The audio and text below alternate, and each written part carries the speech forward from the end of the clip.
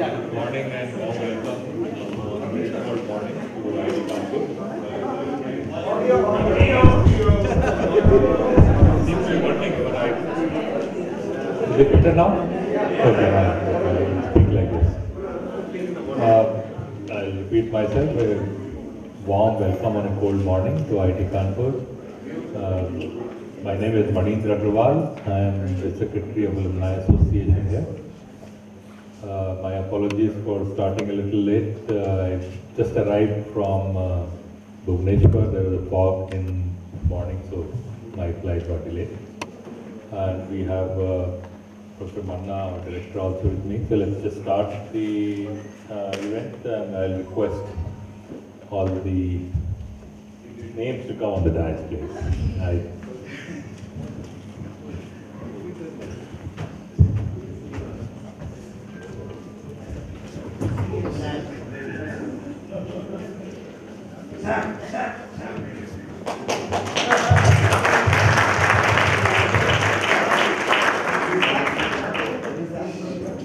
Okay, let's start the event with the traditional lighting of the lamp ceremony.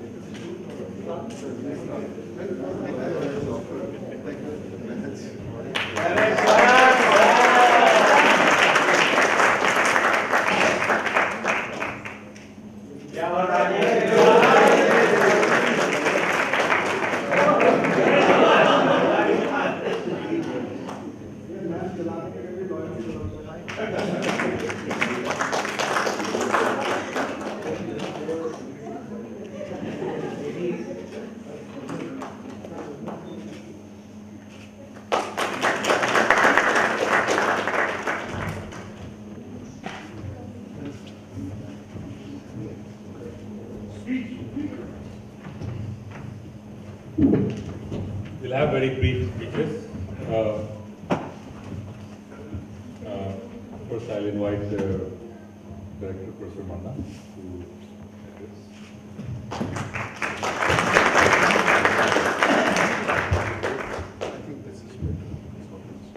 So, very good morning to all of you.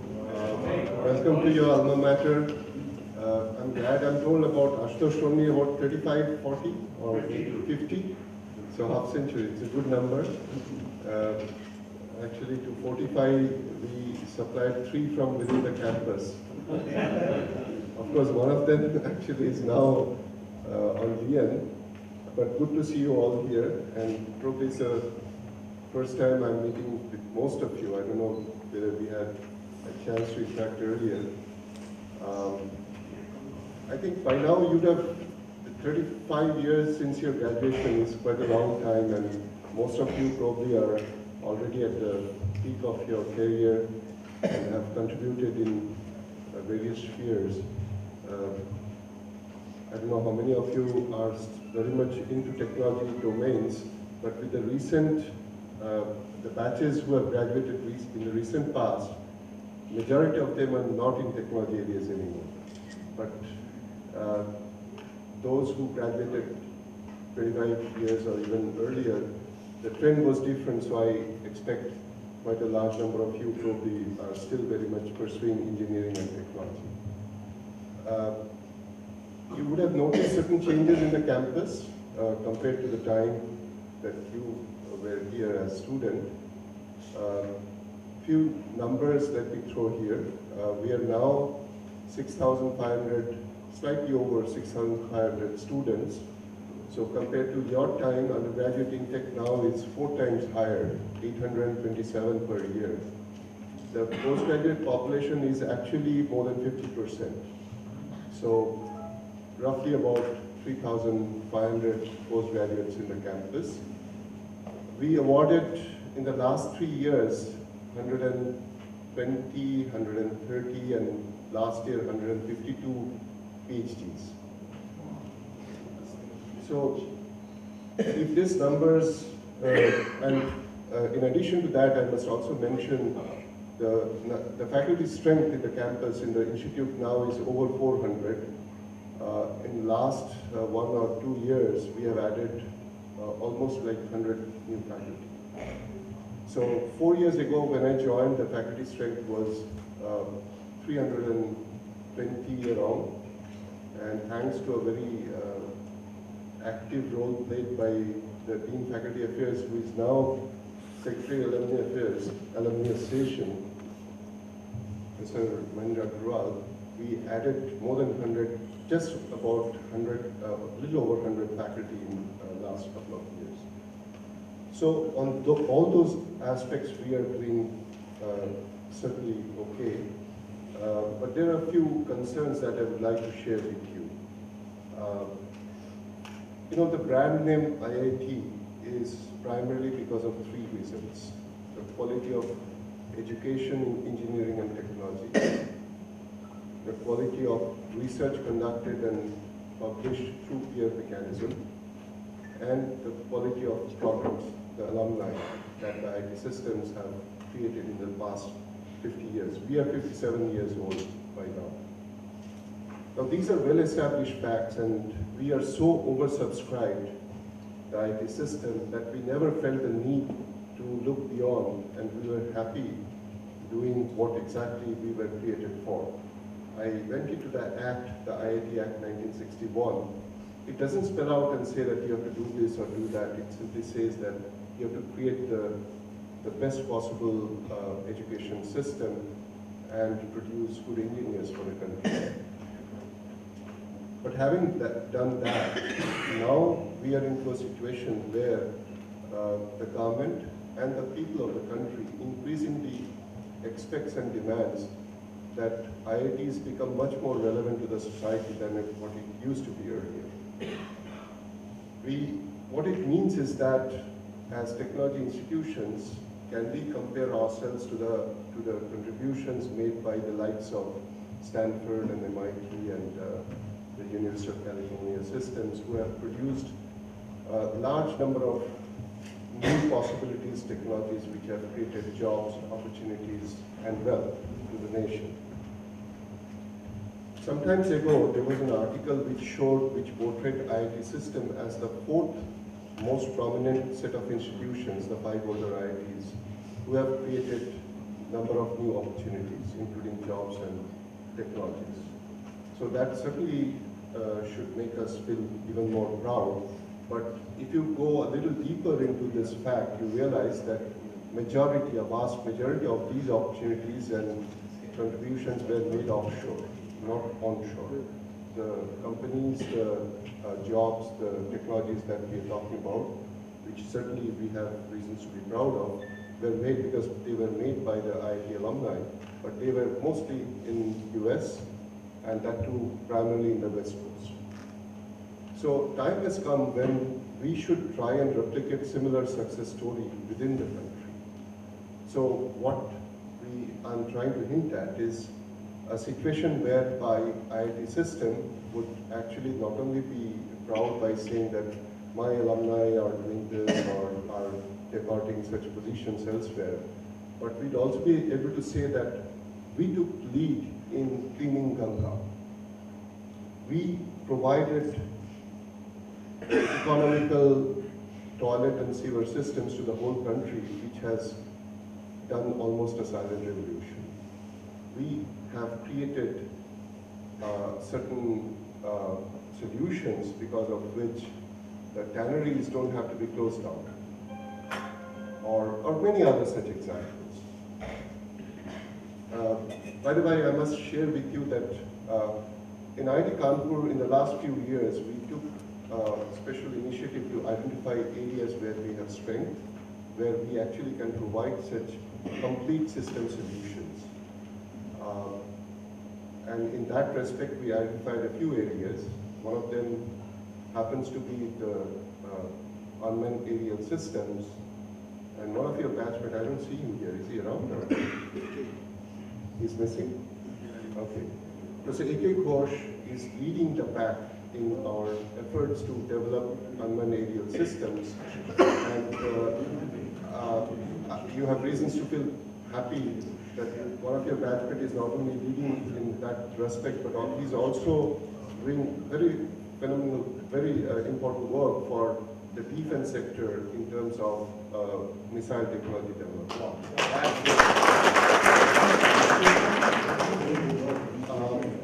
The reason why actually I thought I would mention is that we are aware that IIT system should now do the next step, and that next step is translation.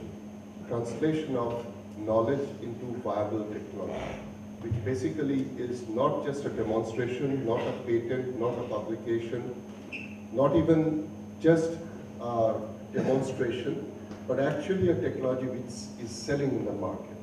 In my own simple way, I always emphasize that if science is know why and engineering is know how, then technology is know what sells in the market. And that's the last mile that we always aim to as engineers, and that certainly would give us the greatest satisfaction. I'll be failing in my duty to cheer you up also if I don't take the name of Ashutosh Sharma, who is one of the very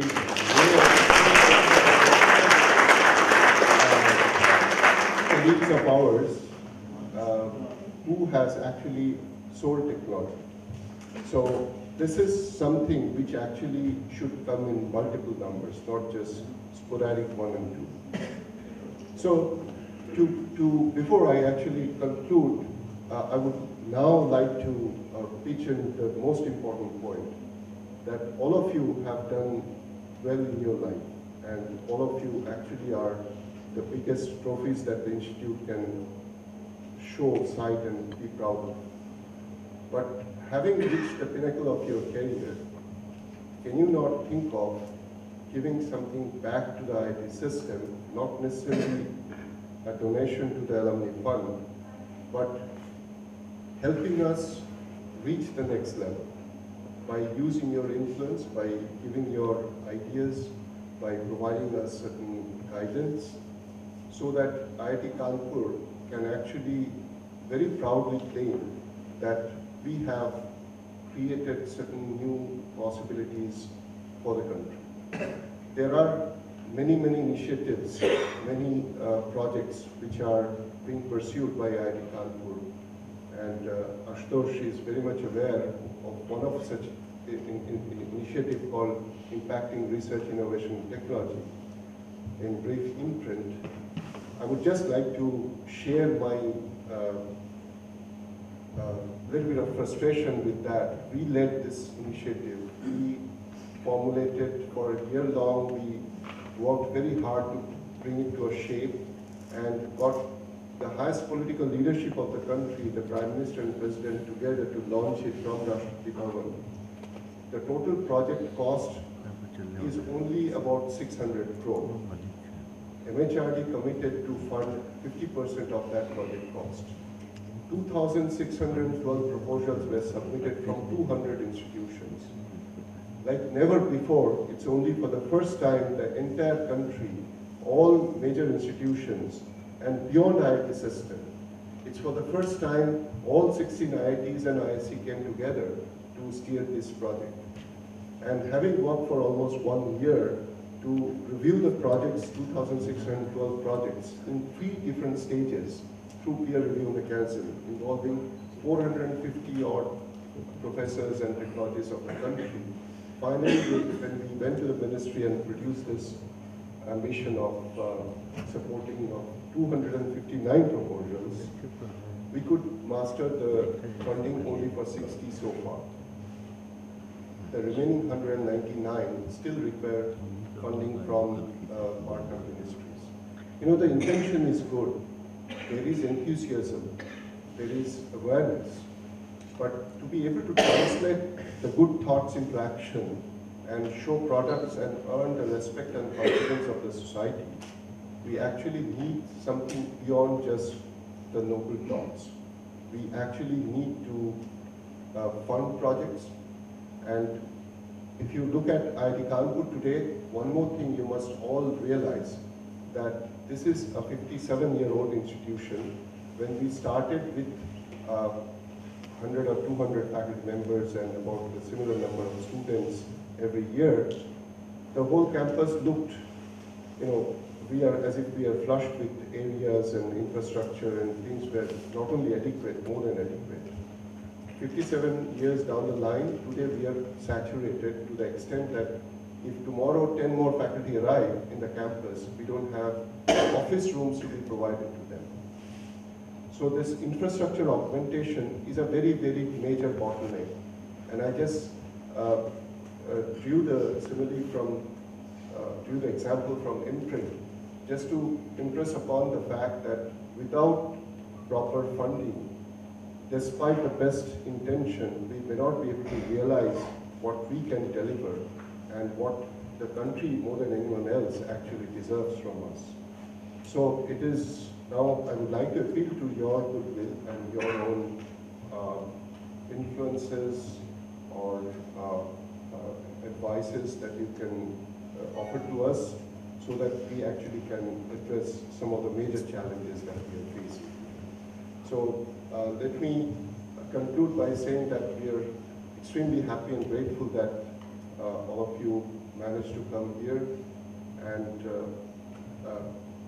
I already said that 3 of your batchmates are very active members of the faculty here. For a while, of course, Ashutosh is on leave.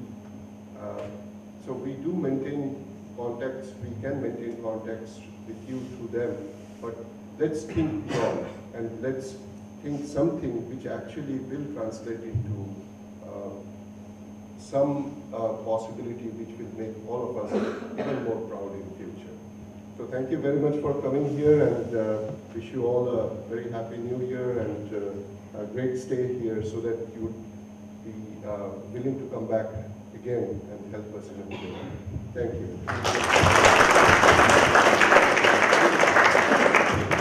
Thank you, Ramanna.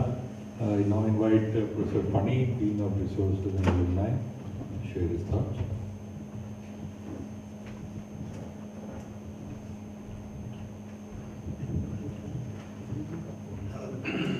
Thank you and a warm welcome. I'm somewhat new in this ecosystem. I joined about 11 years back, and I'm also new to the engineering ecosystem because I come from the management background, and essentially I teach finance at my department in industrial management engineering, and I am more involved in the innovation ecosystem at IIT Kanpur. Last 10 years we built up a big ecosystem. Of course, the precursor was one of your batchmates who initially helped us, started it off and made it run. Professor Rajiv Shekhar, who actually gave us a good start, and then we continued with that and we created a big ecosystem on that front in terms of where I work, essentially. Of course, there are a lot of things which have been created. Taking this thing, what Professor Manna is also saying in terms of how we can help and what the batch had done, and some relevant stats from my side also. Yeah, I'm getting hammered with stats today. Your batch essentially has equivalent amount of academics and industrialists. This is one batch. The last batch which I was talking to, they had more academics and less from the industries. Your batch, I think the directors out than the academicians, faculty members, researchers, but they are equal in number and substantially large.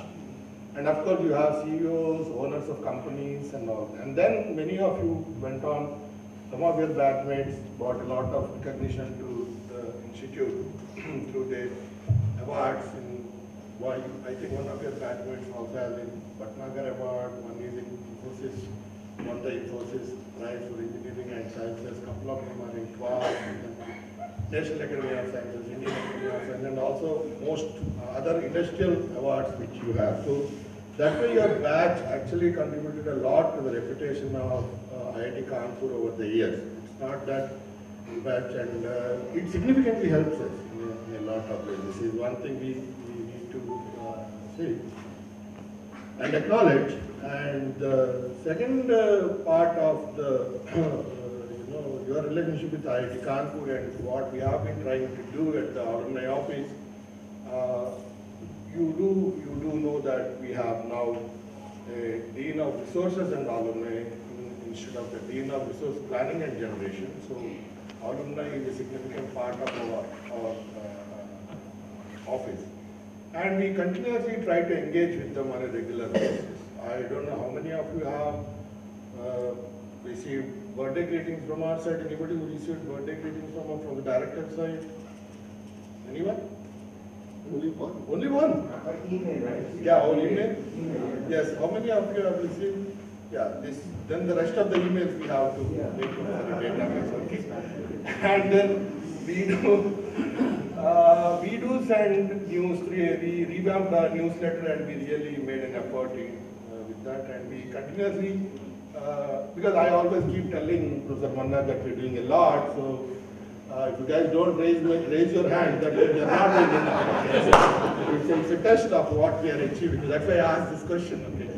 And we do connect through newsletters. We created the whole newsletter, this thing, and then we really started communicating on a regular basis with our alumni, trying to see where they are, trying to give them whatever they need in terms of network strength. The younger guys definitely need the network strength of the older batches so that they can move further in the career.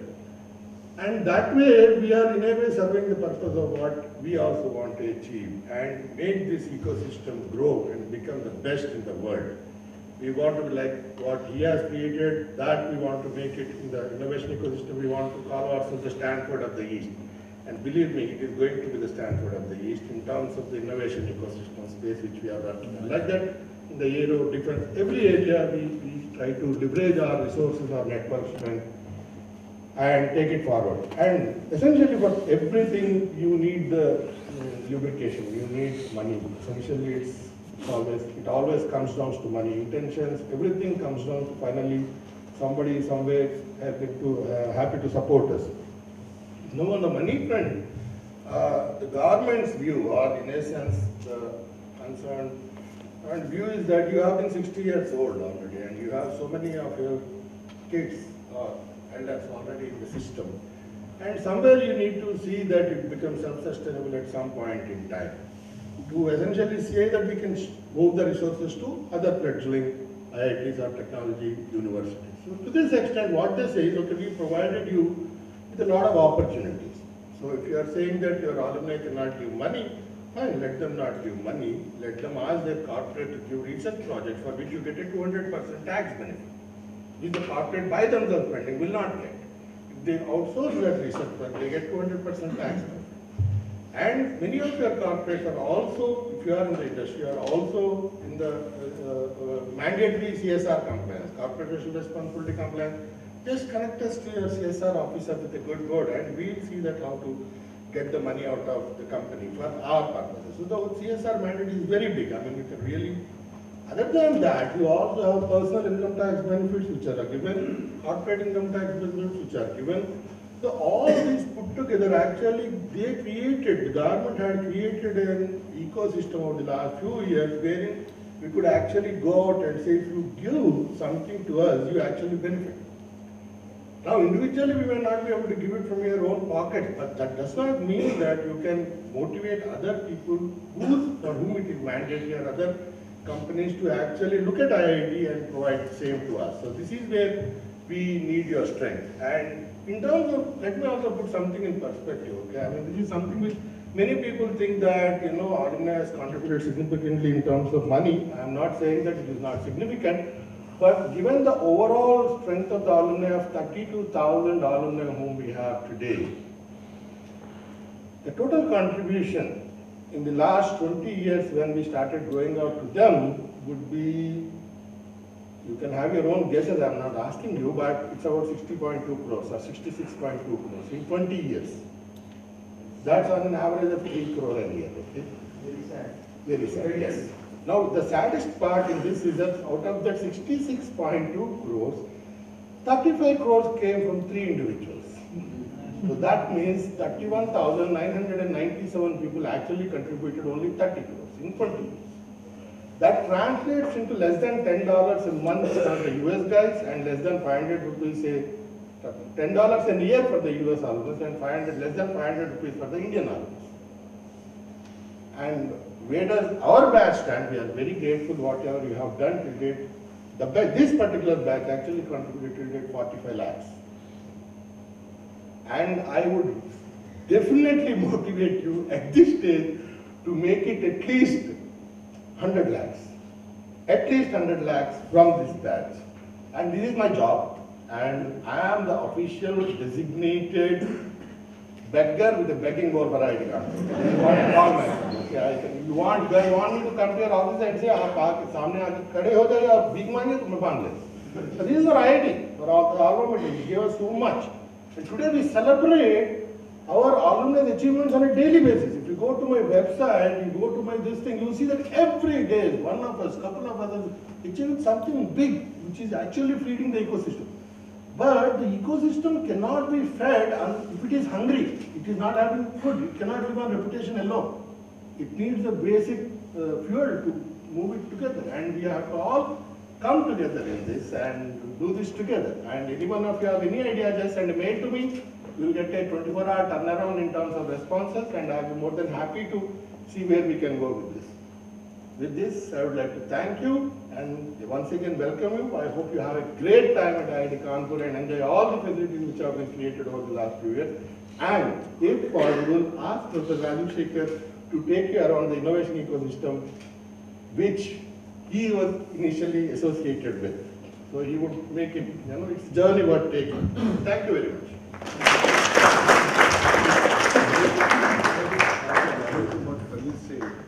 I think since we are talking about hard facts, it's important that we know the reality. Today, by a simple estimate, it shows that for every student in an IIT system, Government of India spends about 6.5 lakhs per month. So the subsidy is actually 4.5 lakhs because they pay, even despite the raise in the fees, is only 2 lakhs per year. So about 1/3 comes back into the system as fees paid, and remaining 2/3 is paid by Government of India, the taxpayers' money. And the amount of fees that we collect, the total amount put together, the cumulative figure amounts to hardly 10% of the total non-plan expenditure that we make. So we earn just about 7 to 10% through the fees. So this is the start really. Right, let's move on and invite now Saurabh Anand, the batch coordinator, to share his thoughts. Thank you, Professor. I was not given any advance warning, but as you know from WhatsApp, I can always come up with something. And this is something to which GS won't be able to respond. Are you sure? You can post on WhatsApp. So, Professor, it is good to see the development work that has happened here. And I know we have had a conversation about this some years ago, but there were certain other issues which I wanted to bring up. One is, of course, about the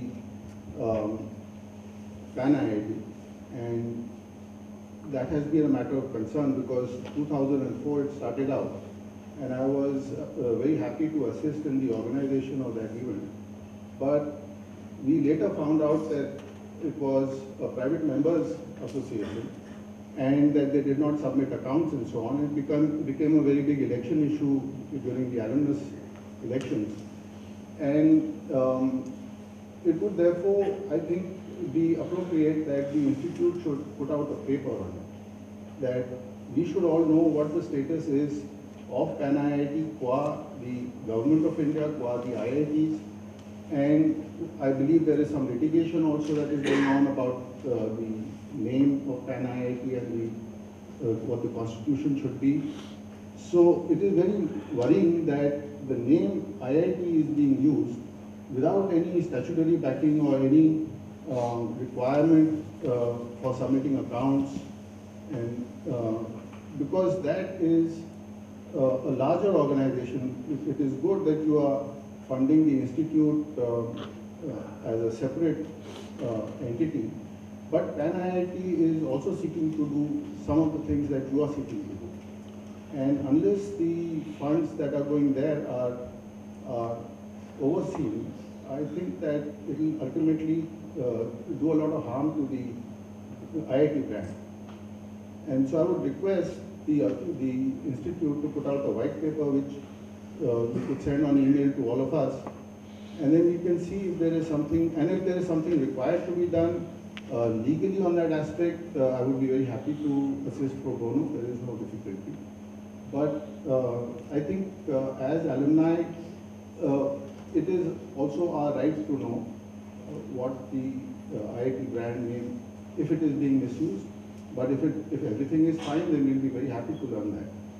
And the other issue which has been discussed, and we discussed, some of us had discussed privately with Professor Dande 10 years ago, and we were very disappointed that he did not take any action on that. But I understand that you have been. There are challenges in relation to the contract labor that is working on the institute premises. But personally, I believe that most of the issues, well, a lot of them have been handled. You have had only 3 years to do that.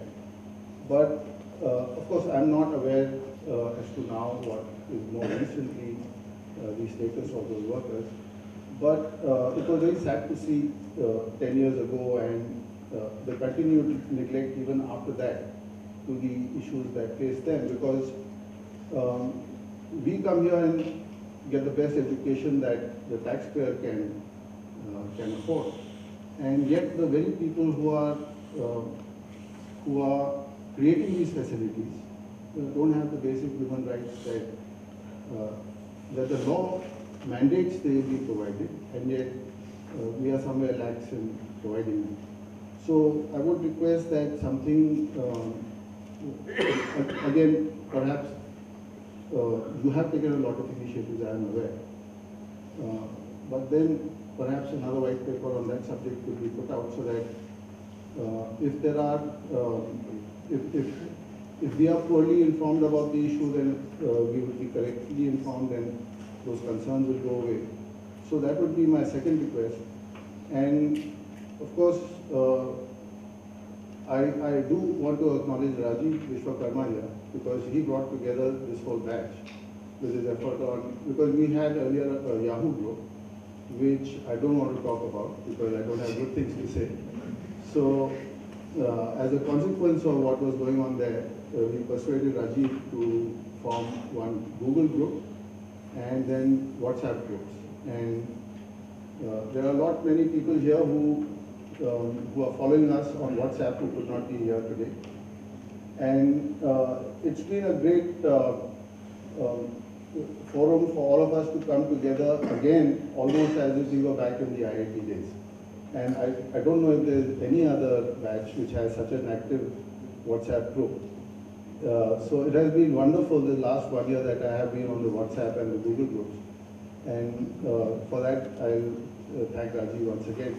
And of course, all our friends, not many of you all are very active on WhatsApp or Google, and I would request you to be a little more active, because we have a lot of stuff to discuss.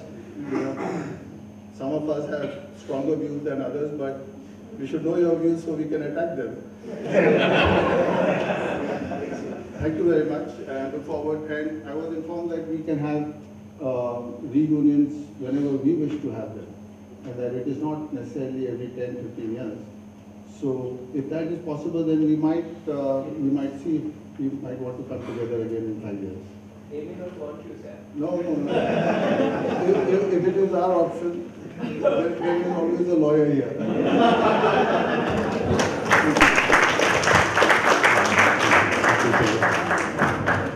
Yes, I think alumni are always welcome to old reunions whenever they wish to, as long as we find space in the guest house that period of time. And regarding 2 points that Saurabh mentioned, since I am involved in one of them, which is the Pan IIT thing, I just want to share 2 sentences. There have been serious problems with the functioning of Pan IIT, as he pointed out, and the new Alumni Association Board is working on trying to understand them and try to resolve them. And if hopefully they will get resolved. And if they don't get resolved, then probably the time will come and we have to disassociate ourselves with that entity. So we'll see how the situation develops. We are working on it. And as for the contract worker, I think I haven't seen a mail from Ashok Gupta in last 1 year about plight of contract workers on Kanpur. So I guess we was. It is sorted out. So I guess it must be sorted out. Thanks And to the Saurav had help helped a from lot there. Saurav, now every single contractor is obliged to furnish details about the payment of ESI and the PF. So we don't deal with contractors directly as institution. We are advised not to directly engage with them, but through the contractors we make sure that all the payments are done routinely on time. And I still keep getting certain complaints, and those are separate complaints, isolated complaints. And we have a redressal mechanism, so we have a labor cell who look into that. All right, so let's move on, and time for the next step, the felicitation of all the alumni and their family who are... Oh, sorry. Jump the gun. Okay. Actually, you should have gone ahead. Yeah. I wish Rajiv Shekhar had told me about this. I could have taken a shower, worn a jacket, you know. So, but this has been the happiest few days of my life at IIT Kanpur, even better than the 5 years I've spent before. No exams, no assignments, no quizzes, no surprise quizzes. And I even managed to sleep in L7 while Ashutosh was giving a lecture. So that reminded me of the old times. So I'm really glad to be here with 50 of my best friends and hope to have a reunion every 2 years. We are planning to go somewhere with more people. Hopefully 100 next time. Thank you. Thank you, Ravi. Now I now invite Professor Manna and Professor Mani to come down. And the two batch coordinators to call out the names of batchmates. One by one, they should step down here to be felicitated with their families. 007.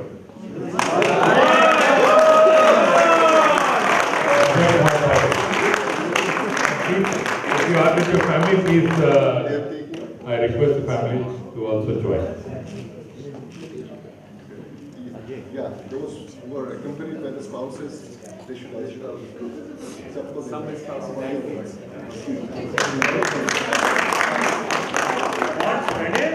No, 1, 2. क्या है? Everything is there.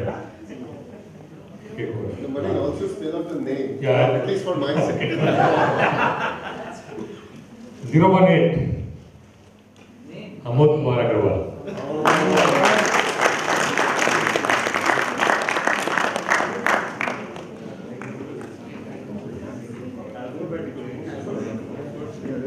Alphabetical with the first name.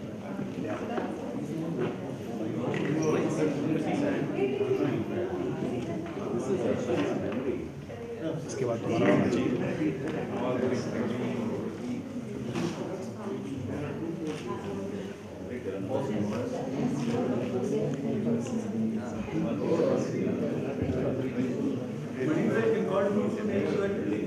Okay, so let me call the next one already. 029 Anupam Kumar Garg.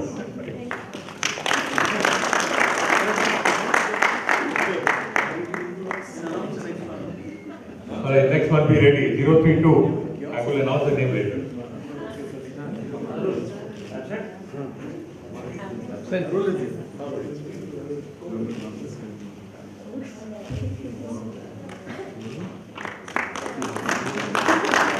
We have Arun Modi and family. Yeah.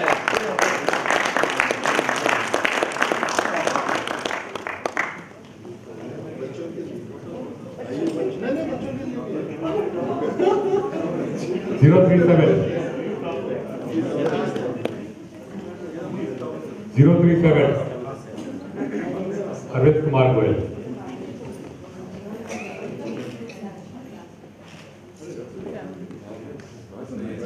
Thank you.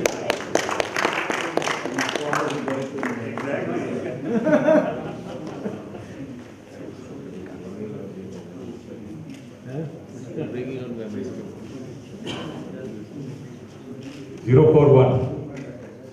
Ashok Kumar Agarwal.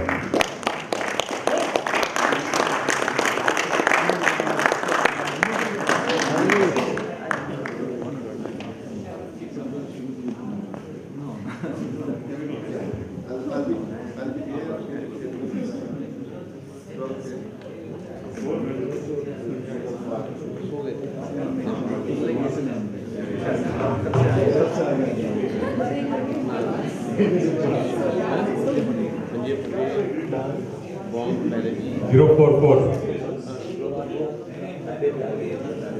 77044 Ashutosh Sharma.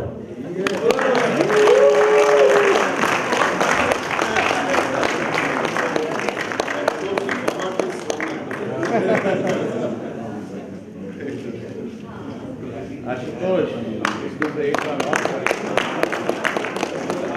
058 Hemant Sridhar Vetravel. 067 Prithviraj.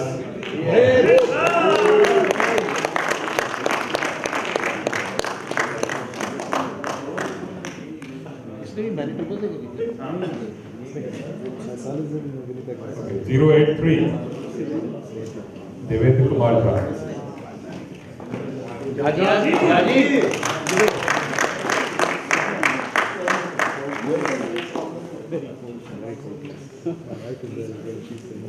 084 Dhananjay Binge. Yes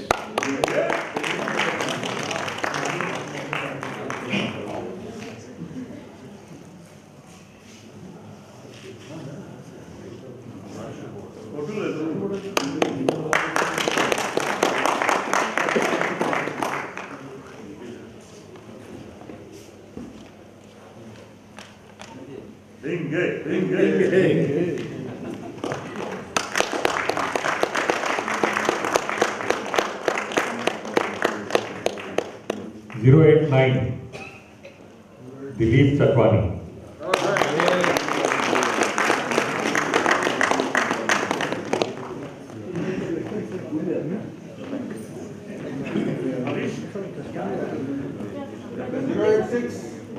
086 Oh, I missed that. 086 I missed that. Dharmsheel give it defense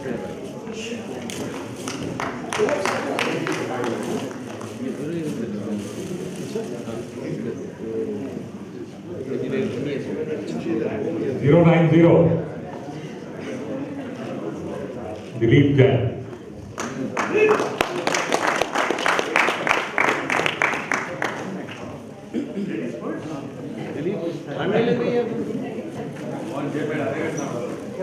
बस नहीं हो जाएगा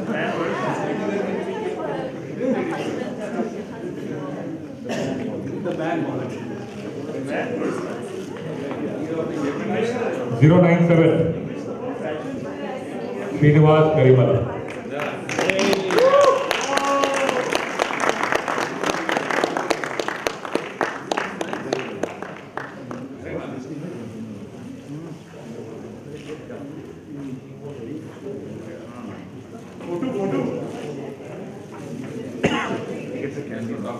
107 Jacob Kerry. Jacob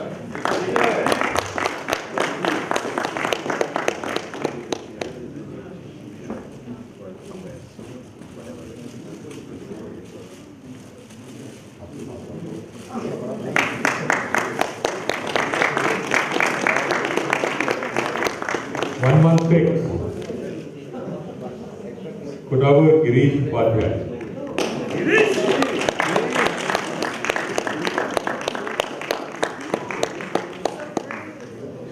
Girish, this trek is not very tiring, is it?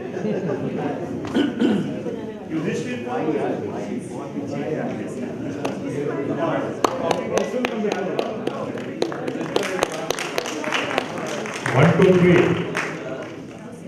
Kapil Dev Prasad Gupta. क्या बात है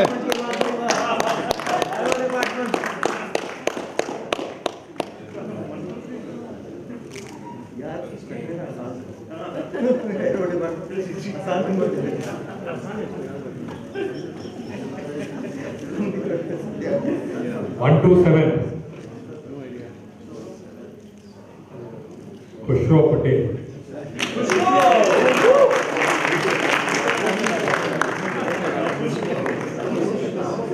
Khushro.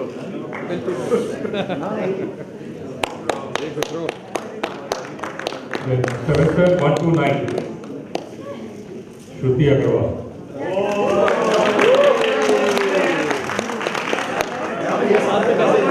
दो बार जाओ, अरे 2 बार जा रहा है ये बकैती डबल बकेट से double bucket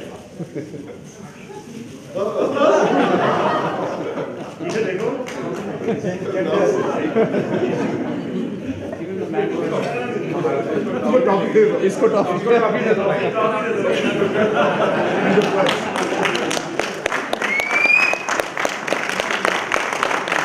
77134.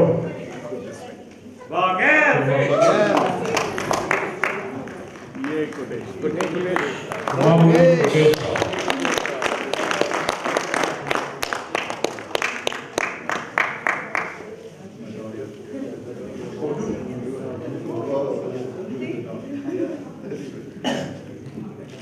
77154.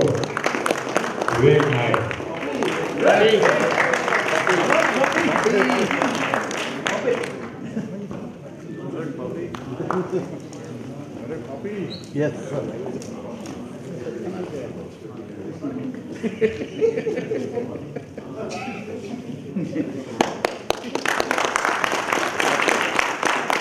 77172. Jayesh Kumar Pai.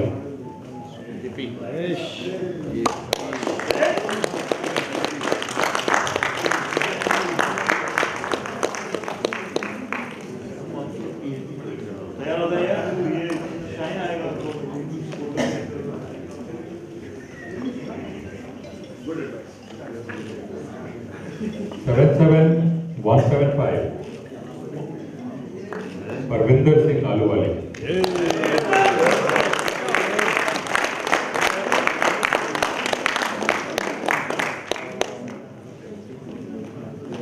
77176. Sanjay Chandrakant Patel.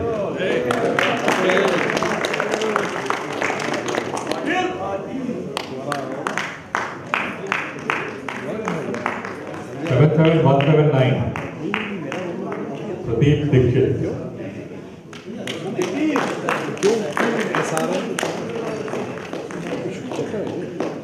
Sorting 232 Bharat 235 बैठे भी हो 77191. Arwan Vadarajan.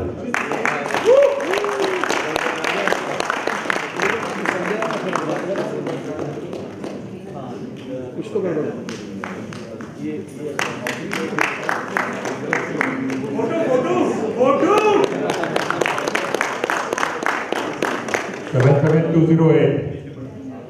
Rajiv Ranjan Vishwakarma.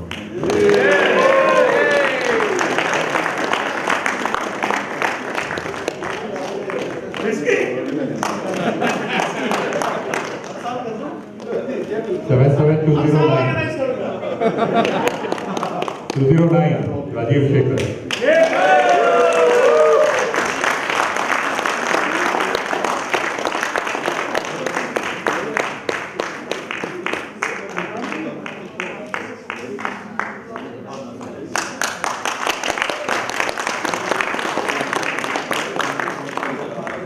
77210. Rakesh Bhasin.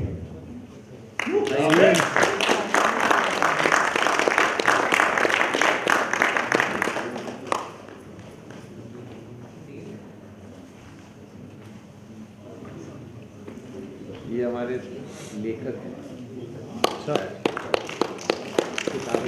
77219.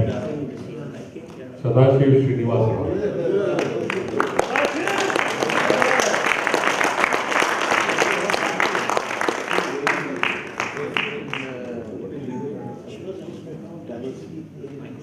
77219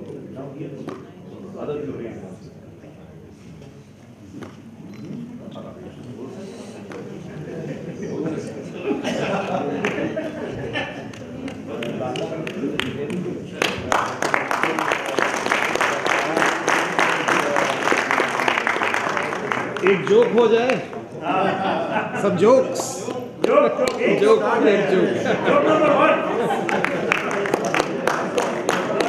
77232. Yes Sanjay Sandeep Sagar.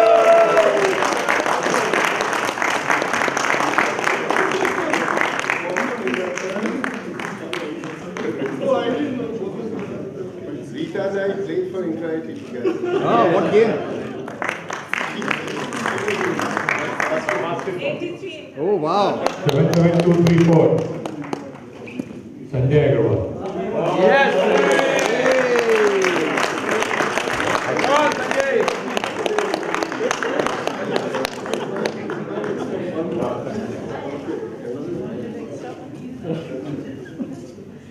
'Sanjay's batchmate happens to be, Sanjay's brother happens to be my batchmate. Manoj. My younger brother is that. oh Right. 77235.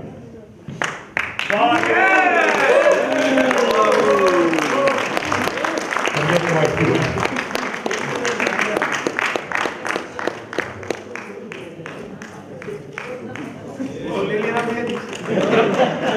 77240.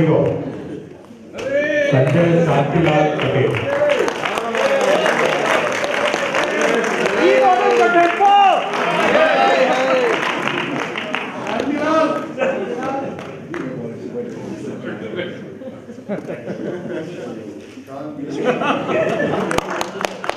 Seven seven two four eight.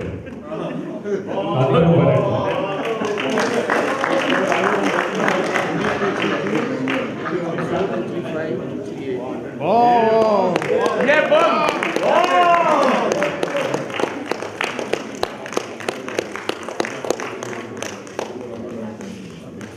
77256.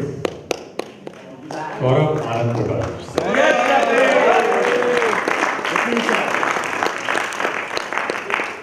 Please support.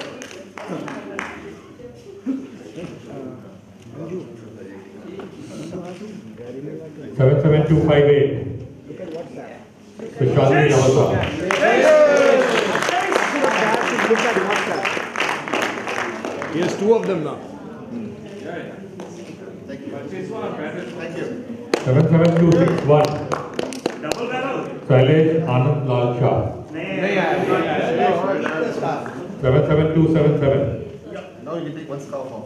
Subodh Kumar Mathur. yes good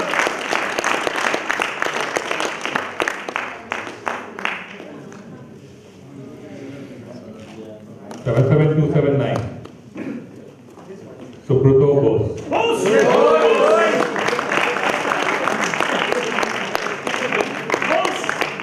boss is boss the boss Boss is the boss.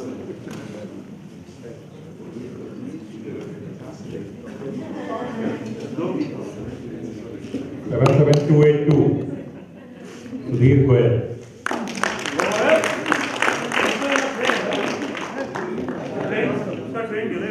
77285. Sundar Rajan Suresh.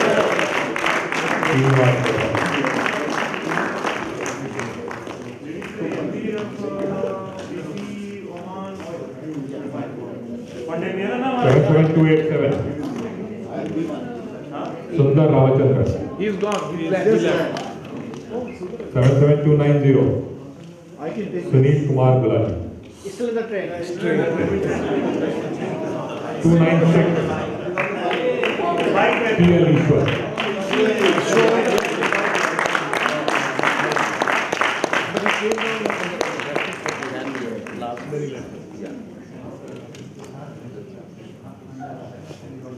77308. Sesha Venkatachalam.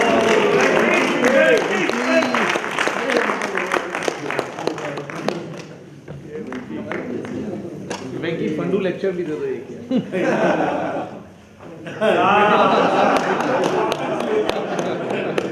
won't take that back.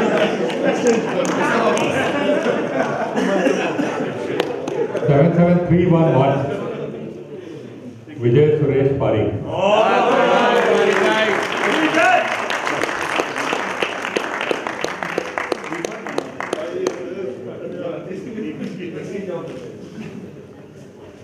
One of our more enterprising entrepreneurs. Yep. 77314 Vikram Handa.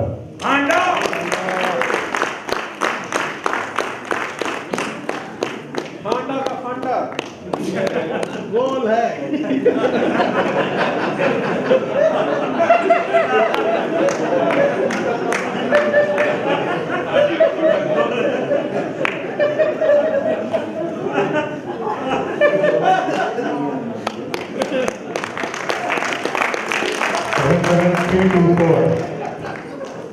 Yudhishthir Raina.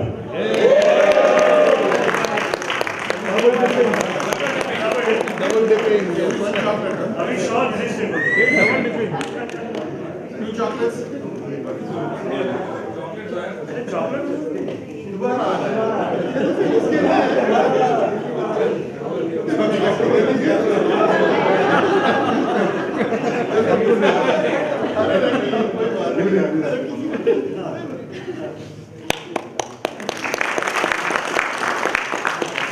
Did I miss anyone?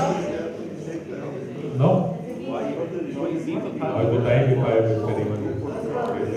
किसी का केसी होता तो बोल दो Alright, so that brings us to an end of this little bit of a formal event, and we will free you up. We go back in time and be as wild as possible. I guess there are some tea and snacks waiting outside, so you can just join us there. Thank you thank you thank you thank you Please wait a few minutes. Thank you.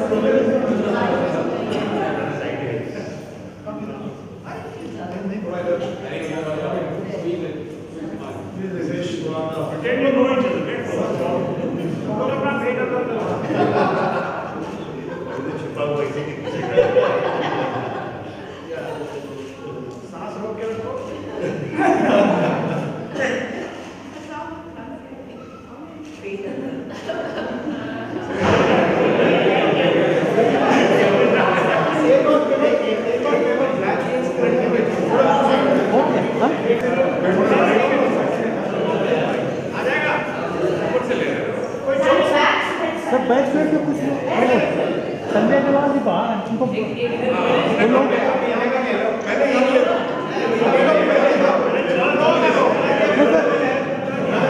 Batch में से 2-3 लोग बाहर हैं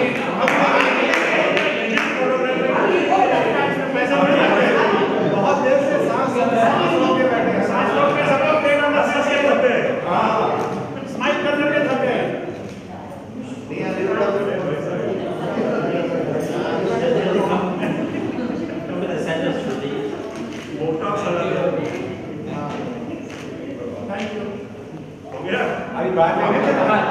हमने कहा batch में संजय जवान जी बाहर है ना उनको बुला लेते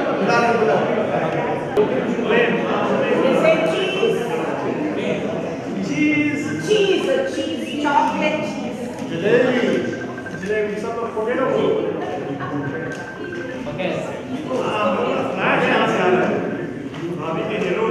Okay, one of the IITM kids, all the kids. Oh my God.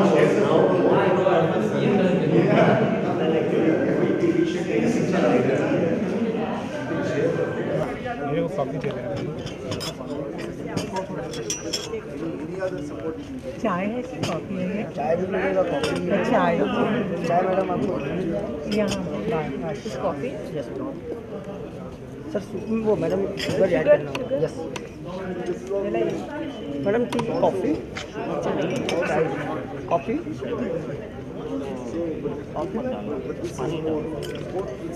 Milk milk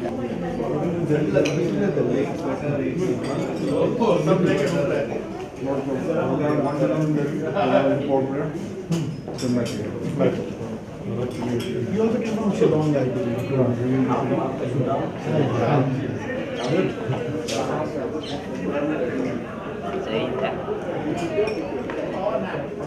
While you were on the bus. Some people fell for it and went to Bittur also. I was sitting next to him. It was a disaster. What the I thought it was a disaster even 35 years ago. How many guys actually went to Bittur? I went. I went I don't know why.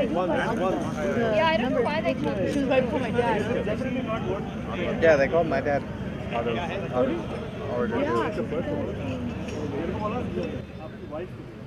Well, so they did it.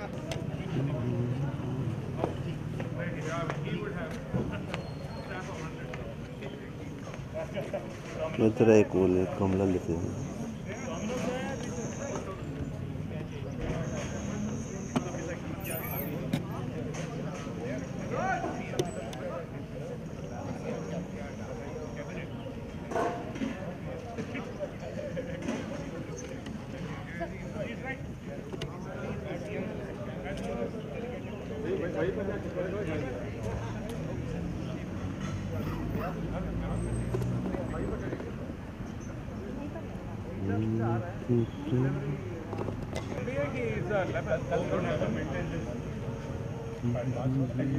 डायरो हमको कुछ लाएगा निकाल देगा institute से क्या हुआ यार ये तो पिज्जा था ये तो बड़ा एलैबोरेट थिंग हो गया बोलो इसे अपना discussion continue make it a bigger one cannot be more fresh not necessarily this was a different angle or what are the wrong I could be wrong also that Designed a bike that would actually match up for you. So like they built a whole solar for you, which otherwise had to be done in cities that are really bad. It's really bad for so like things like that.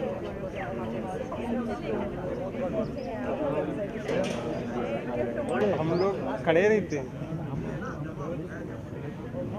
बोलना चाहिए था अरे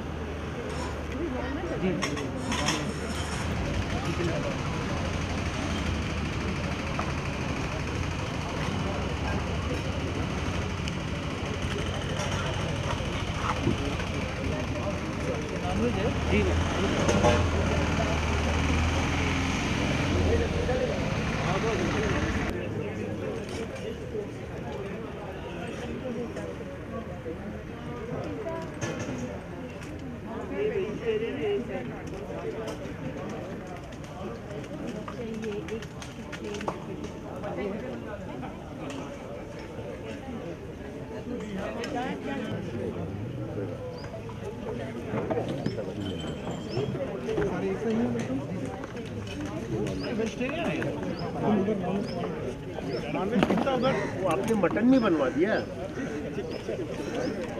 सब vegetarian है? दीजिए तो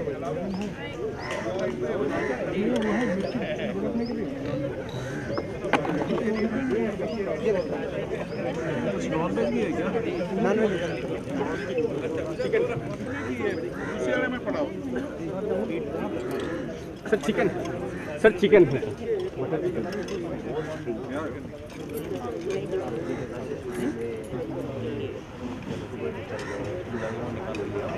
निकालो बेटा रोटी चिकन निकाल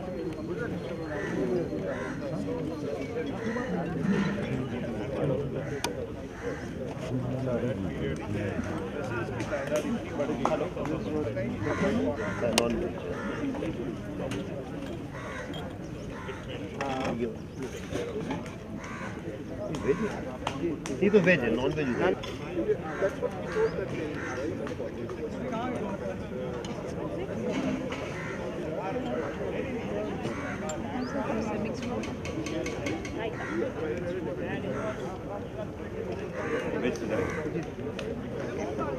बहुत चलना पड़ता है क्या?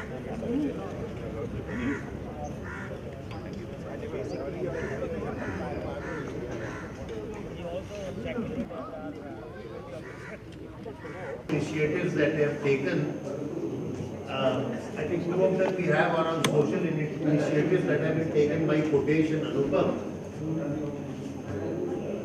Yeah.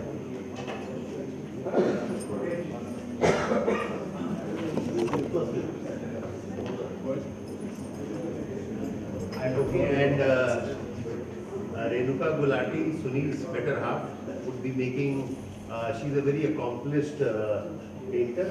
She would be making a small presentation and you cannot exceed more than 10 minutes. Okay. And the clock starts now. And after that, if anybody wants to share some interesting anecdotes or some interesting life-changing experiences, they are most welcome, but it has to be short.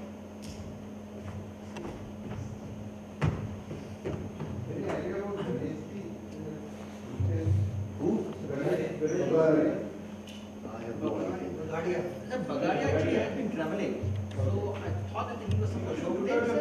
program के साथ आज तो doctor है Kanpur and either today or tomorrow he will be Right.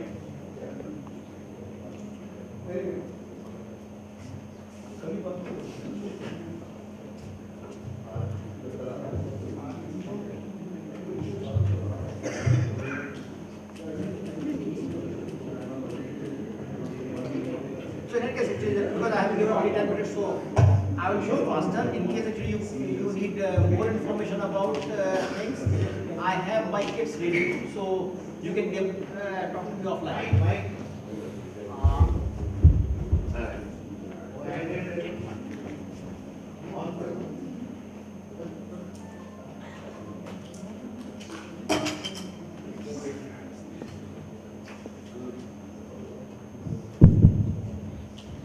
Hello.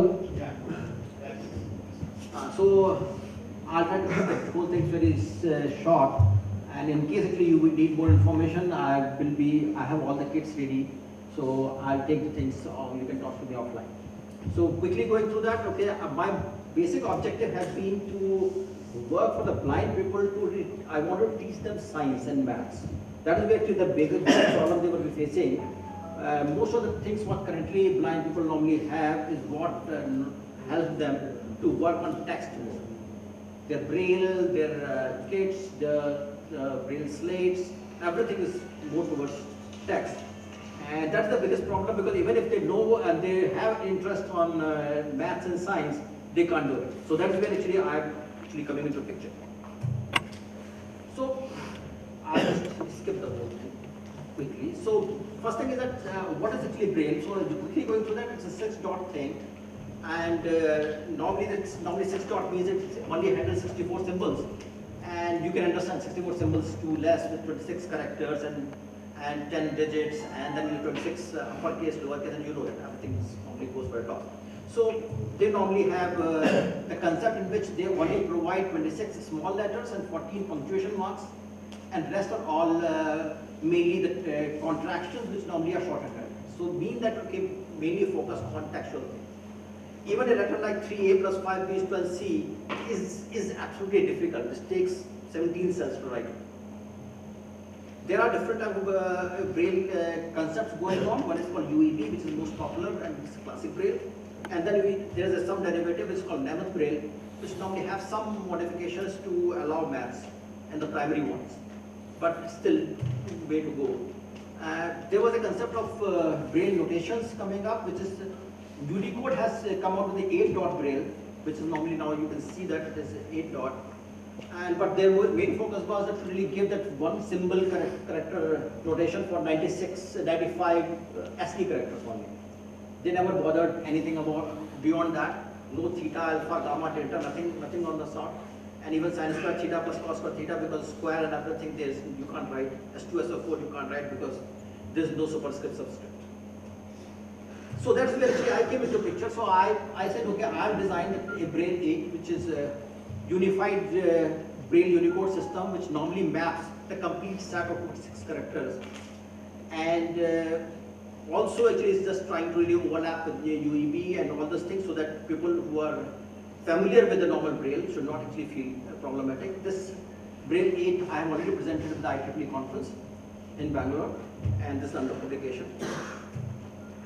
So quickly going that, look at the braille normally is a, that's what actually that things are that I have mapped so many of these things into braille, and there are different patterns coming up and all those things, and this has been the table actually.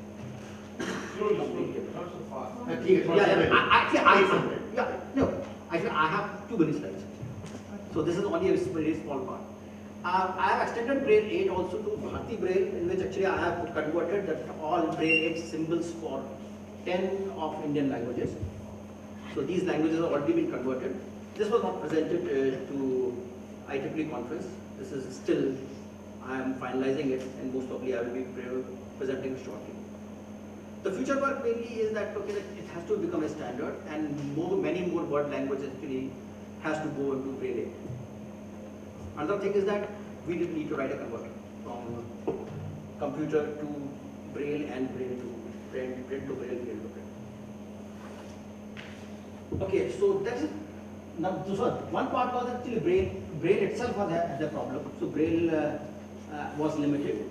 People with doing maths and science were not able to really represent everything on braille. So that was part one. Part two, then actually I have seen that, okay, what other problems they are facing is mainly the braille slate itself. Now I am coming out to one by one things. Braille slate. So this is the slate. Actually I have a slate with me in case actually you won't really see that. The slate is available in which actually that you write a 6-dot, there's a guide available, and then there's a pin type of things available with pin stylus in which you just make depressions. The problem is that when they read it only on embossed things. So what they do is that they write braille, everything they dots. To read it, they take the whole thing out, flip the whole page, and read it. So you can understand that how they write it is that they write in the mirror image form. Right to left, and whatever the characters are, they write C, they write the top, they B, the top, in whatever is in dot form. So it becomes very complicated for them to really learn things in that way. So braille itself, the slate itself has become problematic. Now the biggest problem which normally occurs with that is that they can't refer to what they have written earlier. They can't refer to the previous line. If they want to refer a previous line, they have to take the whole thing out, flip the whole thing. They see that, okay, what I have written, flip the page back again. Now you can understand how difficult the maths writing becomes. If you have 3a plus 5b something and you want to put a value to this expression, you need to refer that. Okay, what was the expression before? If you want to really have a typical multiplication, some value multiplied by that, and you have to refer to that, to what actually you have written on the top. If you can't do that, it is difficult. So this is what actually they were finding, that okay, that mathematics was very complicated for them, and algebra was almost impossible. They have this concept of Taylor frame, in which actually they have this type of packs are available in which they just rotate, and packs are available in which they can have the symbols, at least the 16 symbols by which they can do some maths. So what they normally do is that they do all the math calculation on this Taylor frame. Then after that, they write it down on paper. So that becomes complicated, that becomes duplicate work. They say, okay, that in a class of 1 hour, they are able to, while normal people are able to really do 20 questions, they are able to do 2 at the same time. So you can understand the problems which are occurring. So what I did was that I just created a new Braille set, which normally I call as wide Braille set, which means that what you write is what you read. So this is slate in which actually that I have, this is a patented design. So I just put everything in which actually that there are, rather than holes, there are actually embossed on the slate. And my stylus has a something is a depression. This concave tip stylus. That is the way actually this is the whole plate is available. This is a magnetic type of clamp, and then you have different type of guides, which normally are able to do that. The guides are available. You can see that these guides are available in which you can single line by single line you can do that, and whatever you have written you can always go and refer that what you have actually written while you are writing the rest of the things below. So that is the way actually that one of the things are coming up. The next one which I am taking is a geometry slate. This geometry set, geometry is another one where you have a problem. What they have got is this, something like this type of stylus in which on the paper they just put a line marking on this. Again a depression, want to read it, they read it flipping the page and they read it. You can understand even a problem like to put 2 dots and draw the line in between that is impossible for them, because you put the dot goes on the back side, they flip the page, they understand the dot, put the line comes on the other side. So geometry is literally gone. So I have, because of that, I have created another design which is by this is a tactile geometry set. This is again a patent file, and this is again a magnetic based whole thing. This is I have created a complete. This is a 3-tier type of clamp available in which I put everything onto the base layer and then put a paper on the slightly height, and then they put the depressions by which actually they can create the whole geometry. You have this typical elements. This is a point marker, this is a line marker in which actually you can put the line over the point, and through stylus you can create that on a paper impression, by which actually you can create embossed type of a line and everything. You have a circle, then have a typical tactile scale in which actually all this are embossed things by which actually the people can feel the distances. They can measure what they have written. And also similarly, this is a protector which is actually available there, in which actually they can draw angles, they can measure angles, and all those things. What I have done is that through this slate, I have constructed all the geometrical constructions on NCERT syllabus class 6 to 10 successfully with that. The future work which I am planning is that I will do the more accessories to start with the optical ray diagrams. I will just try to do something how I can draw the conic sections, parabola, hyperbola, ellipse, currently also only circles. Bezier curves also I want to do that, and then if possible I will try to do that. This is absolutely, you can see this thing that okay, that's the ultimate thing. If I can do the general sketching in which actually they can draw that whatever they want to draw in embossed form. Another thing is that visual teaching and learning. This is another one which is normally has a problem. A blind person normally, for them two-dimensional has nothing to do. They have nothing on a two-dimensional. Everything which is there on the flat, for them everything is absolutely chicken-clear. Nothing is written. Unless there is a third dimension. It has to be written somewhere. So there has to be either 3D models or there has to be embossed type of sheet on which they can really touch and feel that. So the problem is that first thing normally happens is that if the teachers normally have a problem, they can't write anything on the board because they can't see on the board. And so, but in any case for this actually they have a textbook, although they have costly textbooks, but everybody is provided textbook and they can read it. The teacher has to just dictate it. Open the page and do that. And then there are problems with drawing that whole thing, so there are different IT Delhi is doing a lot of work on this, in which actually they are printing all the NCERT papers. And Similarly, you have, as I said, okay, you need a chart, you need a 3D embossed chart, and one for each student, because one chart will not do. And then there are 3D models also. The biggest problem with 3D model is that if you have one model, the teacher normally goes them, ask one student, take them along, the person touches it, they tell them, okay, what is to be done, and after that, the other students are sitting at, they can't understand. Then the second student comes, third student comes, and for 30 students, they have to do it 30 times. So literally one thing they want to do, the whole class for 1 hour or 2 hours is gone just by teaching one model. This is an absolutely inefficient way of doing that. Color is another problem which they can't do it. So for that actually I have decided that okay, that let's have a model which concept that okay, I have a way which is normally called as sonic labelers. Which normally you can put labels, and to sonic you can attach some recording you can put, which normally recorded on. So what I'm saying is that I'm trying to really get all these 3D models and embossed posters, and then put the labels at a suitable place, and ask the teachers to record that, what they want to say. And then it is more like a part of lab.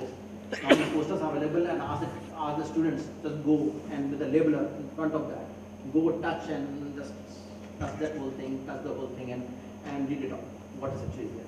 So teachers' voice, they normally can read it out. So teachers' efficiency normally improves. That's what actually also I have one of the things in which I can improve the whole thing. Some of the posters which I feel that okay, we can really convert into this mode are these type of posters. Another final challenge is basically the lab application setup. You know that okay, they can't understand optics, they can't do anything optics. Chemistry also they have problems because they can't touch and do anything of acids, base and everything. Heat is also a problem. Motion physics is also a problem. So I have actually designed this. So I have actually designed a lot of actually that things into 3D model form, in which they can really learn and do that all this. So why actually doing that? Why actually I am talking to you is that I have actually set up a project which is called Setu Kasai, which is basically in Sanskrit word for Bridge for Development. It is an acronym for same thing. And to promote that, so what I'm planning is that I will set up a STEM lab for blinds to teach this, and each lab will normally contain something like, if we put a lab for 30, we'll have a braille set 30 geometrical set. We have charts, I want 30 charts onto that. I want to put posters and models also. And then we put something around 30 lab kits. That's what actually my vision is, that okay, let's put that. And the cost wise actually is coming out with tentatively I'm thinking of 10,000 rupees, with something around $150 for per seat. So for a lab of 30 seats, it should be 3 lakhs, 4,500 USD. And for a seat or lab of 40 seats, 4 lakhs should be. In any case, there are two parts. I'm looking for funding. And maybe I was also thinking that maybe let's do the 3 pilot projects, pilot labs first, and then we'll go for common funding. All and production assistance also, because I have all the things ready and I need some help in production. I think I may skip this because this is my option. So I will just skip this. Okay, so let me just put that. So this is another project which actually I was thinking. This is my second project which actually I have just started, which is this company, this education towards equality. So what I'm thinking is that mainly that what I'm finding is that blind people or any other Divyang, which is normally scored, we are focusing and making them forcibly putting into a vocation for which their handicap is a liability. Why? There are always a vocation, we can find a vocation in which their handicap becomes an asset. Why don't we identify those things and then train them or skill them into that, rather than forcibly actually putting them and forcibly giving them some work for which actually they are not suitable, and by through government subsidies and government laws that okay, that you have to hire some of the Divyangs into this, although they are not most productive. So I was just thinking that, okay, that if say for a visual, I can say, okay, that if something which is in which the visual cues are either not important or they may be a hindrance, I can do that. I was just quite thinking, I was thinking that, okay, CBV, anything related to tasting. Tea tasting, coffee tasting, wine tasting, fragments and flavor testing, coffee aroma testing, because they have other faculties, very dominant faculties. Acoustic testing. Similarly, for hearing impaired, you can go for any industry in which the noise is actually very high, in which actually normal people are not able to work. So we can have industries and steel and hydraulic and metallurgical factors and all this area, or where the concentration is required. But normally all this noise is normally disturbed. So that's what actually I was thinking that, okay, that let's say some of the few people actually who are part of the world, they can understand that, okay, that what are those, you can say, the vocations suitable, we will find. This is why you can say organization, which is social enterprise, on which actually I am working. And I am working with Gulati, so he has his NGO, which is RC, which is now working together, we are working together on that. And Gulati, you will actually come and talk something about this? I think it's better that we talk first. Yeah, we have been working on female feticide, and we have got about 5 lakh people to take oaths that they will not conduct female feticide. And whenever a girl is born in Bhiwani, this movie was shot, we worked a lot on protecting the girl child by planting a tree, or ladkiyon ne pe thali bajana, and you know, basically कुआं पूजन जो पहले लड़के होने पे होता था, worshipping a well, keeping the mother's picture in the first, all these things, you know, taking an oath, 5 lakh people have taken an oath, so all these things we are doing.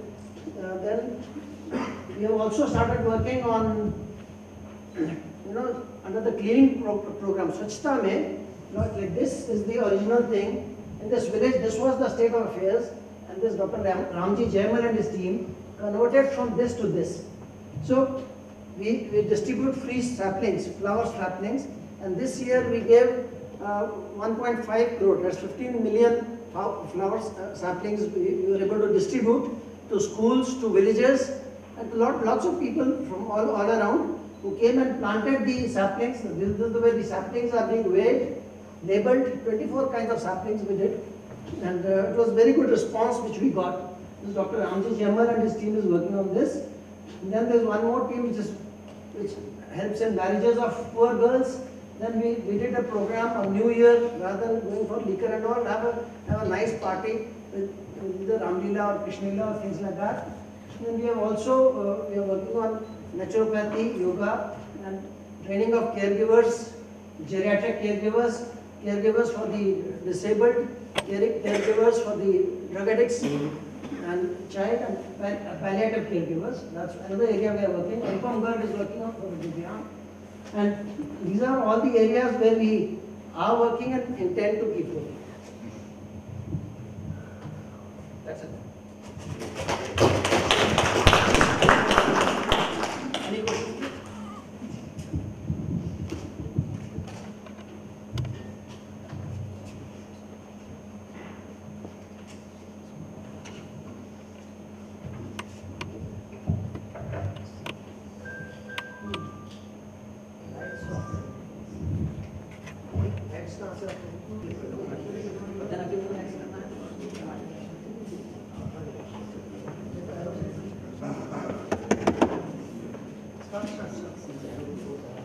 Real artist, how you have to work, I learned over there.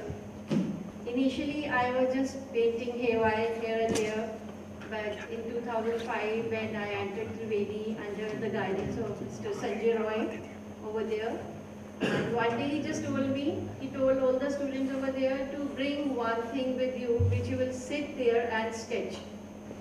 And since I was working in the morning as a teacher, and in the evening I used to go to Triveni, I just forgot to bring anything with me.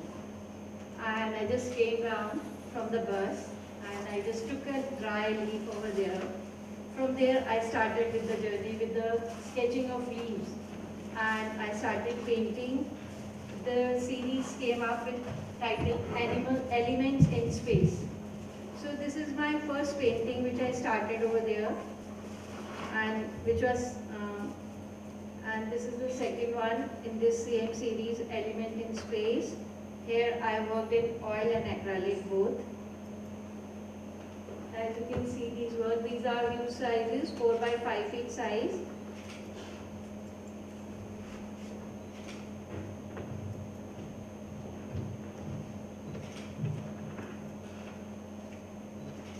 And slowly I started with moving from leaves to the figures.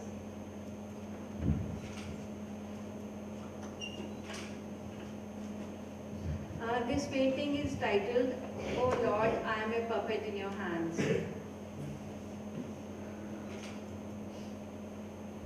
And I had a show in 2007, the first show titled Elements in Space series.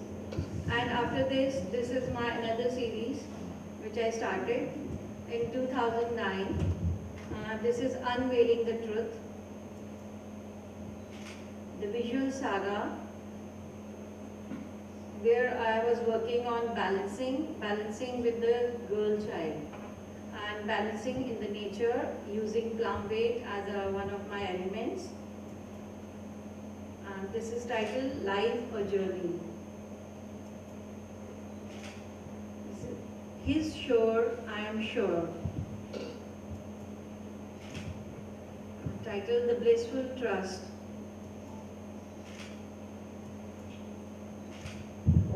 This is titled Search for Eternity. This is again on Save Me, Save the World on Girl Child. This is my another series describing self.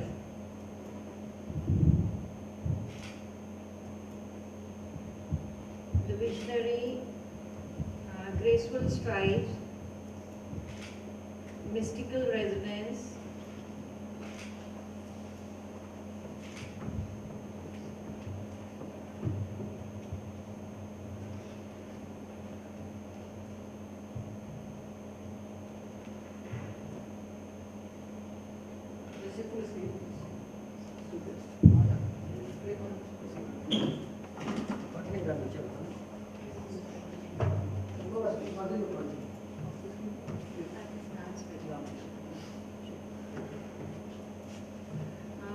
this was the whole exhibition about this divine truth, in which everybody got this torso to paint, and there were like 30 to 40 artists, I think, I don't remember exactly now, and we all got a torso to paint with our own style, and I worked on it with the girl child, Save Me, Save the World.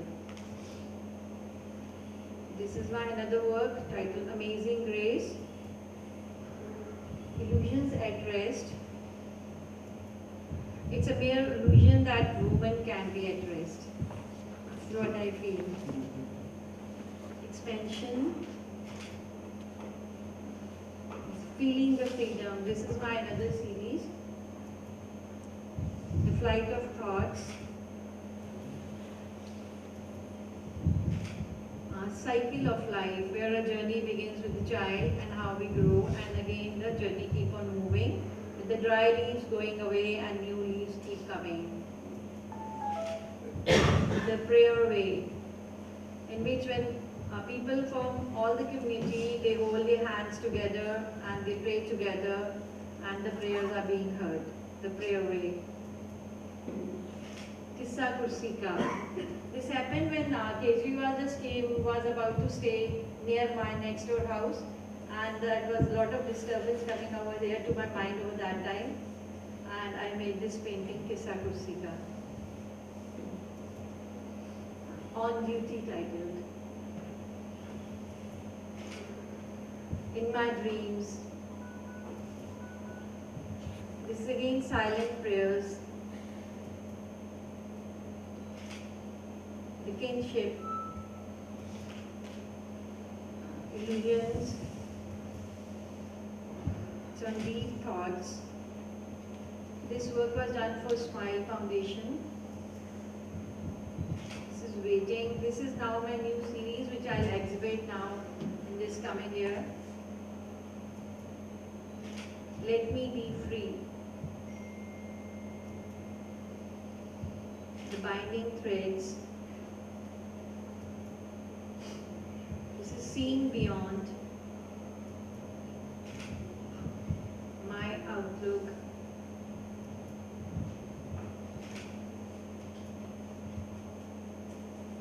These experiences of life.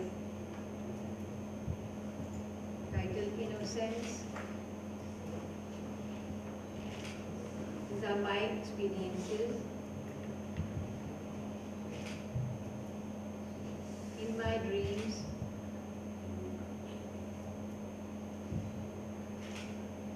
Soaring high through her vision.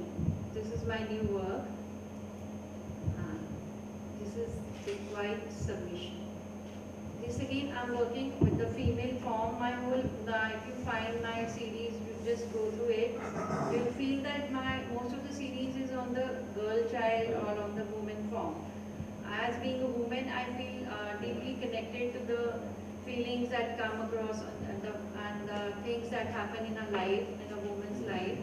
And what I feel is that today's women, even so much of advancement is there, everything is going on, but whenever a man, a boy want to enjoy in life with women as a partner, as a friend, but when he wants it to be his life partner, he wants that she should quietly just submit to her.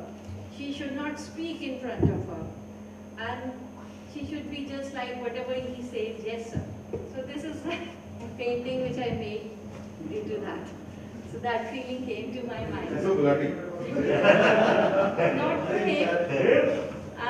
It is not to him, but it is in general what I see around. He has been a really strength of mine. Not this, it's not only this. There are many more things. So, And this is your drawing room? yeah? This is your house, drawing room? No. This is my world actually. Nice.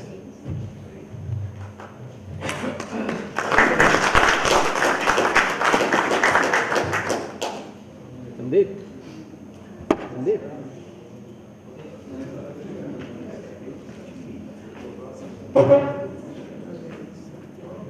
Wait, please.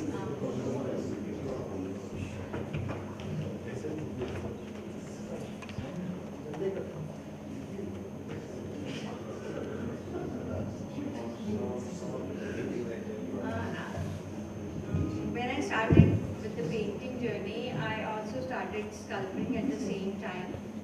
And I really love to work in clay. And I also do watercolor sometimes, but this is a medium of clay which I experimented. And this is my first piece, which I started in 2005.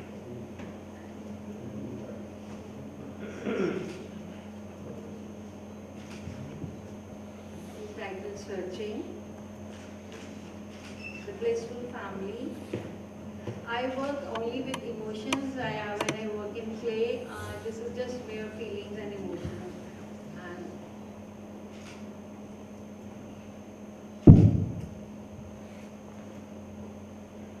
This I worked on a Buddha form, which I just depicted in my own way. This is Buddha as a normal, what we feel today, and with Buddha before being Buddha, man and a woman on the other side. At peace title. This is Togetherness.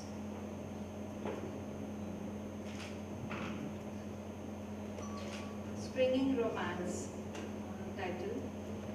This is the other side of that. Feelings. This I happened to went to a camp where I just saw a man. I was in Chandigarh at that time, Punjab Kala Bhavan there, and there was some program going on, and a man from Himachal, he was sitting with a child on his lap, and I really loved it, the way he was holding his child at that time.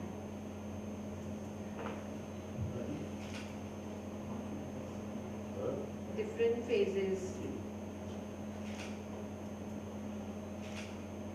Esoteric. I wanted to make a female form with a different head, with a just wanted to express in a different hand because of machines and all which are actually exploiting us, we are thinking very differently right now. So this was just an experiment on that. It's titled Compassion. Esoteric free. This is titled Expansion.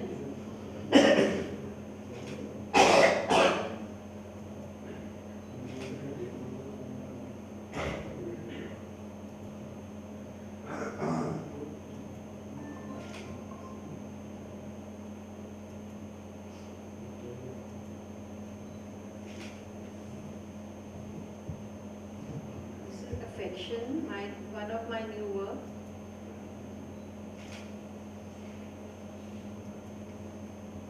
Balancing.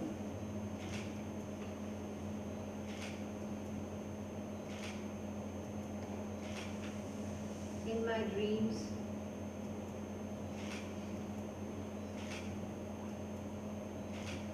Feeling the freedom.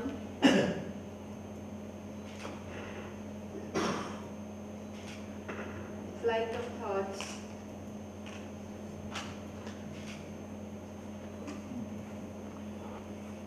In conversation pattern.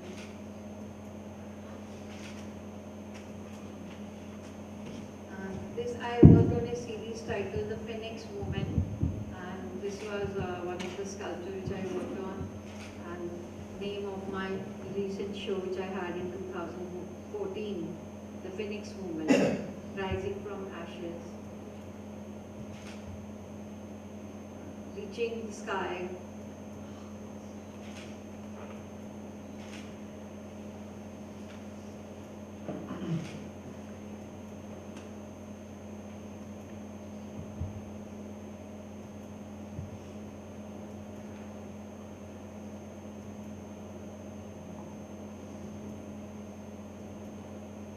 this is praising the divine. This is from my earlier work, and this work was quite appreciated at that time. Thanking God.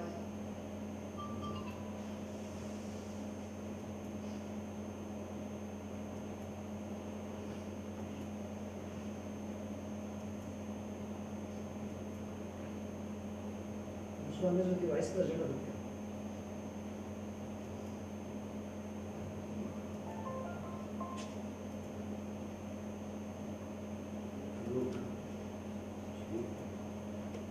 The best perch. Together we can win. The family bonding.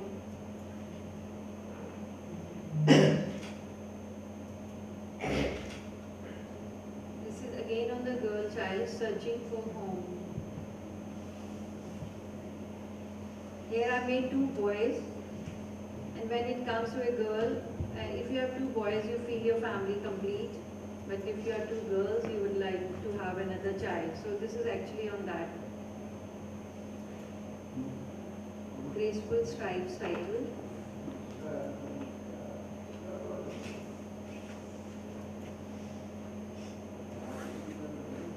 Joy of life.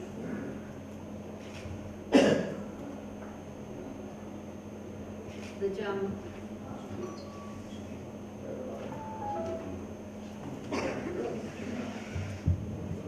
Thank you so much. Hope you enjoyed looking at it. Yes.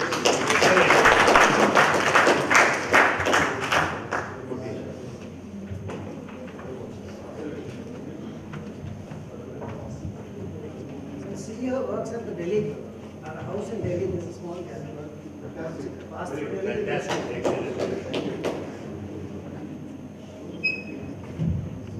Got involved in 2010, 2011.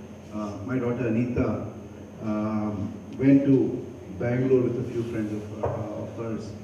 Really what had happened was that a few of the people we knew in the US from the Austin area who had made some money with startups and so on were basically retiring in India, and they wanted to see if they could help schools work in the education area. And we had all worked with Pratham and raise money for Pratham and so on, but they actually wanted to do things on the ground. So they went to schools and so on. And a lot of these kids at the time, they were like 10, 11, 12, 14, 15 years old. They kind of started to raise some money, they have birthday parties, they said, don't give us presents, or they were doing RMA clubs or something, don't give us presents. And they take the money and they basically give it to Pratham. So Pratham was a non-for-profit in the US.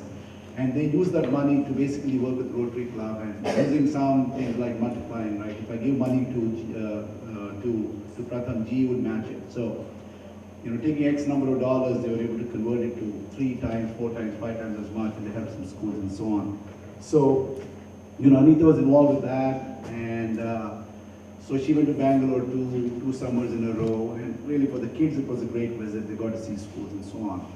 And I asked my friends who were doing this, because they were all from the Bangalore area, could I do something similar in Hyderabad? Because my parents are in Hyderabad, and I thought I had some connections there. So they said, yeah, go ahead and try to find some schools. So when my son wanted to do something similar, he actually went to Bangalore in 2014, or 2013, something like that. So we said, why don't we find somebody who does something similar in Hyderabad? So I reached out and I tried to find some contacts, and I ran into this guy called Vamsi Macharaju. He had actually been an IT professional in the US, and he had come back to India. He was actually very inspired by Barack Obama.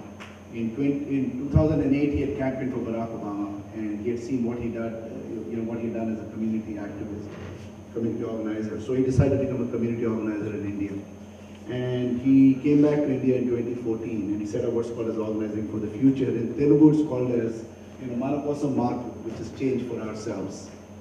And so his goal was basically to focus on women and children. He put his daughter into the local government school, which I think is pretty revolutionary, because he figured if I want to make change, I've got to start from inside. And he also identified that a lot of women were dropping out of schools, right? They were in 9th grade, 10th grade. If they didn't do well, parents wanted them to get married, they would take them out, and essentially these women then had no source of income. They would often have children when they were 18, 19 years old. He was trying to see what we can do to try to help them by creating employment. So there's something called as National Institute for Rural Development in the Hyderabad area. He's just tried to tie up with them. But even before that, these are some areas. There are about 20 areas where the government, as Sunil was saying, the government has got all kinds of money. They've got all kinds of resources. The problem is connecting that with people on the ground is where you need people actually who are involved. And so he started doing the first 3, which is teaching people tailoring and so on, handicrafts and jute bag design. And that's when I got in touch with him. And he was just looking for some seed funding, and I just wrote him some checks, and I got some of my friends to write some checks as well. So along with training people, he was also trying to teach them personal skills. Opening bank accounts, that's a big deal. We know that the government says you can create the zero rupee accounts, but if you actually go to a bank, many of the bank managers don't help them open accounts at all. So teaching people financial skills, confidence, opening a bank account, able to go try to network is as important as teaching them skills. Also teaching people how to organize. In the US, right, a lot of us are used to going to a school board and challenging what our schools do. Here, when somebody goes to a government school, it's pretty hard to get through because there's this whole big power divide. The teacher and the principal thinks they know what they do. They don't often come to school. And he found this out because his daughter used to go to a government school.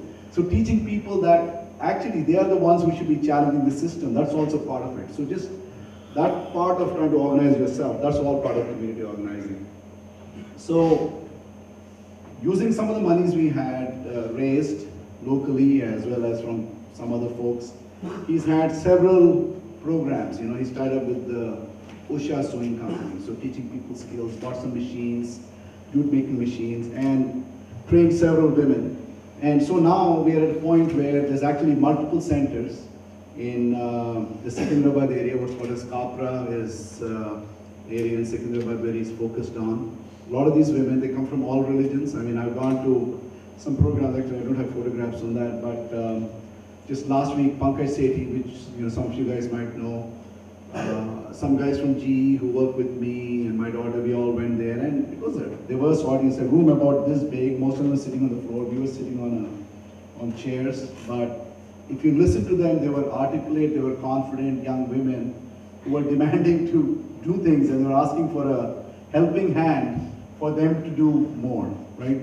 So, so we've done, various training workshops, and the real goal, I think, right now is, can you try to move away from folks, because it's not going to be that easy to get jobs for a lot of these people. But if they could actually avail of a lot of these opportunities that the government is trying to give them, what can we do for them? So, just wanted to bring this to your notice, and these are some of the products that they created. In fact, I'm going to take two suitcases back with me. We're going to try to sell it in the Houston area where I live and other areas, and the money all goes back to them. But really, they're already talking to several local companies, Tech Mahindra, Wipro, and so on, because they make backpacks and so on, and really very, I would say very cost effective. And there's other products too. I really don't want to talk too much about that, but they have trained people to do this, and these are some of the areas they want to get into. One area that Vamsi is trying to get into is this female hygiene products, sanitary napkins.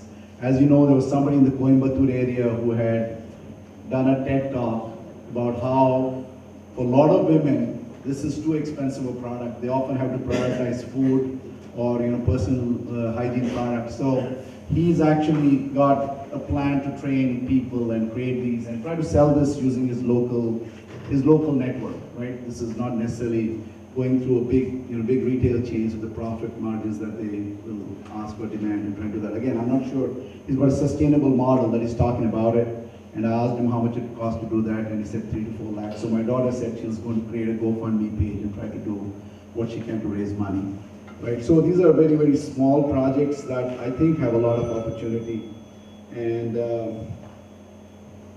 again, as I said, part of his goal is trying to create a state level, parent teachers association. I know he's hit up on all the MPs. Jay Prakash Narayan, who's the Lok Satta person, is working with him now, right? And again, trying to see how we can get people involved and actually train more people to take a lead on things. So I asked him just before I came here, I told him I'm going to go to my class reunion, and I want to bring this to the attention of people, right? Already I got, Pankaj Sethi involved in this, so that's a big plus for me, because he's locally on the ground. And earlier this year when I tried to get Pankaj involved, he had some health issues, he didn't want to get involved, but now he seems to be all in. So he gave me an estimate of what he needs, right? And it's about 16 lakh rupees.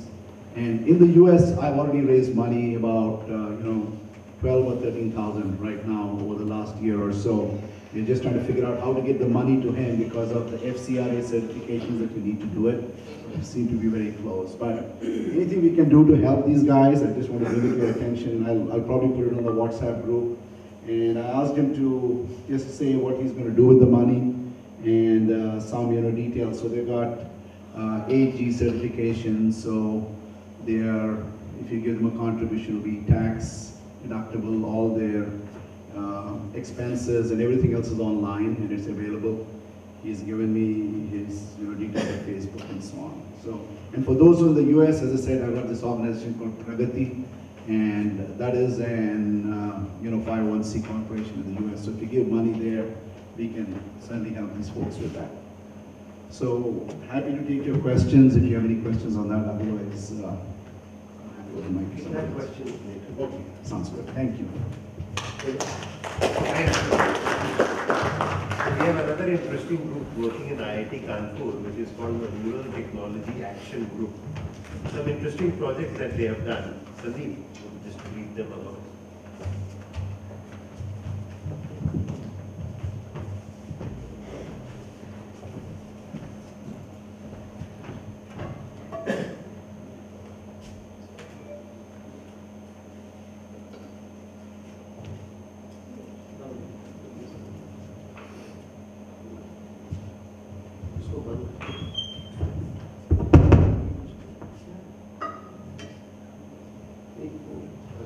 Go ahead.